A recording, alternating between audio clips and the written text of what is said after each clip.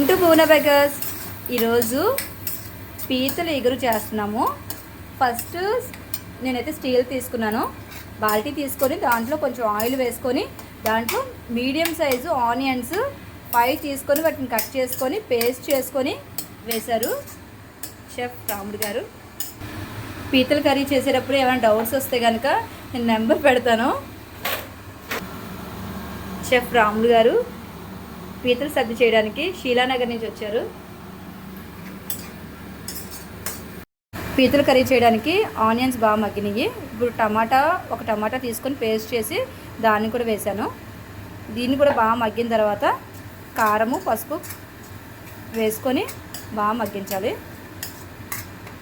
సరిపడినంత salt, spoon పసుపు. పీతల్ని శుభ్రంగా వాష్ చేసేసి ఉంచాను. పీతల్ని 15 మినిట్స్ వరకు అలా ఫ్రై చేయండి.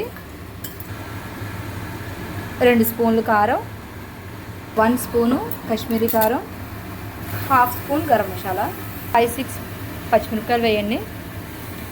లాస్ట్లో వాటర్ వేసి మూత పెట్టేయండి.